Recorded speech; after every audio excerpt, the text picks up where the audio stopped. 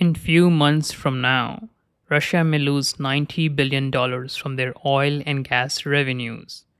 European Union, the biggest buyer of Russian fuels, announced a two-thirds reduction of Russian energy imports by the end of 2022. This announcement came in the event of the Russia-Ukraine war. The condition worsens in the long run, as the announcement mentions complete independence from Russian sources by 2030. At present, Russian fuel exports to Europe are seeing a 26% decrease between November and April compared to the same period in the previous year. This by no means is good news. Oil and gas account for 50% of Russian exports and 39% of its federal budget, and losing $90 billion from this sector is a big problem. For things to be normal, lifting sanctions and re-establishing ties are important, but this can take several years. This makes diverting oil and gas to friendly countries in the east and south of Asia more important than ever, and Russia knows this. Let's see the energy export markets for Russia. Export markets for Russian energy can be divided into three significant parts. The first is the OECD European countries. OECD stands for Organization for Economic Cooperation and Development, comprising 38 European nations. Netherlands, Poland, and Germany are the major importers in this section. These account for 48% of Russian energy exports. The next are the Asian countries, importing 42%, with China, South Korea, Japan, and recently, India, being the major importers. The rest is imported by non-OECD European countries like Belarus and the United States. Most countries from Europe and West have announced embargoes on importing Russian fuels. These are highlighted in black. The ones in gray are those that plan on decreasing Russian fuels going forward. This leaves Asian countries as the only feasible buyers. Another thing to note is that Japan and South Korea are US allies, but both are dependent on Russia for meeting their energy needs.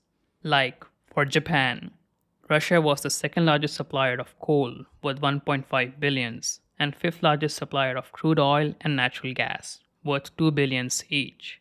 Similarly, for South Korea, Russia was the second largest supplier of coal and fourth largest supplier of crude oil, each worth 5 billions, and the sixth largest supplier of natural gas, worth 731 millions. In the event of the Ukraine crisis, these two countries have announced financial sanctions against Russia, but interestingly, they have not banned importing Russian energy, despite being US allies. Russia is the main energy supplier in the region. The lack of other affordable options forces many countries, including some US allies, to buy energy from it. This is obviously an advantage to Russia, which can increase energy export to these countries at the time when the West is planning to shut its doors to Russian oil. Russia has been preparing for this for a good while by signing new energy deals that diversify its export markets. This takes us to the next topic, the logistics of energy deals in Asia.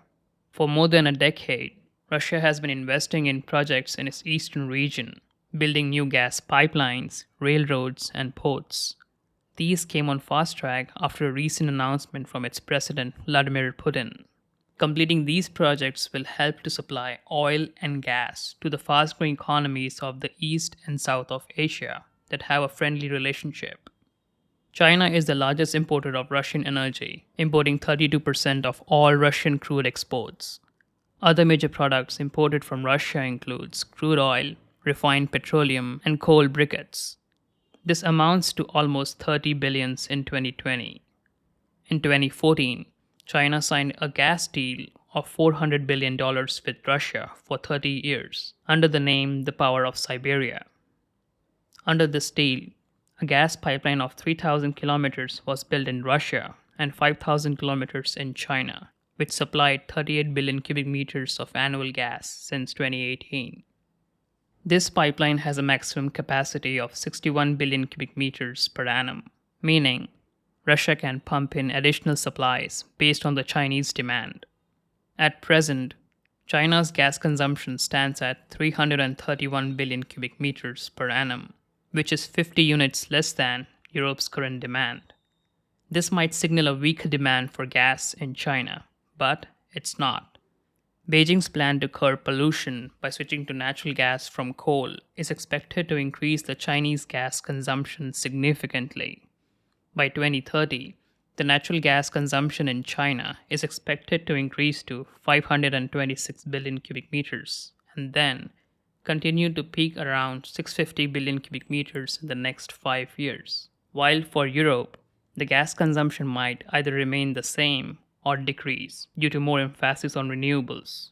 This might be a good reason why in February, China signed another gas deal with Russia, the power of Siberia 2. This deal will supply an additional 50 billion cubic meters of gas annually through Mongolia. All these might seem a good opportunity for Russia to divert gas supplies from Europe to the east. But there's a catch. At present, the East Siberian pipeline, which supplies gas to China, has several limitations. Most of it is due to the lack of connection to the main gas fields that supply to Europe, which means that increasing gas supplies to China is not practical yet. Russia still needs to work on the infrastructure to support the future demand. The oil sector of Russian exports has a similar scenario. European Union imports nearly half of Russian oil, about 2.2 million barrels per day. Netherlands, Poland, and Germany are the major consumers. Let's see how these can be diverted to other Russian partners. China is the largest importer of Russian crude by country. This happens through the East Siberian pipeline that supplied 700,000 barrels of oil per day in 2021, with an additional 900,000 barrels of oil being shipped by tankers every day. There is little room for immediate increase in oil exports, given the constraints in both the pipeline capacity and marine terminals. To reach new markets for its oil, Russia has offered heavy discounts on crude oil purchases from it. As a result, India and Indonesia have shown interest in buying the discounted Russian oil. Earlier, when no discounts were given, India used to import 40,000 barrels per day, but with discounts, this rose to 300,000 barrels per day in March and 700,000 barrels per day in April. Buying Russian oil might continue as long as the discounted oil, along with the transportation, costs less than what India buys from the Middle East.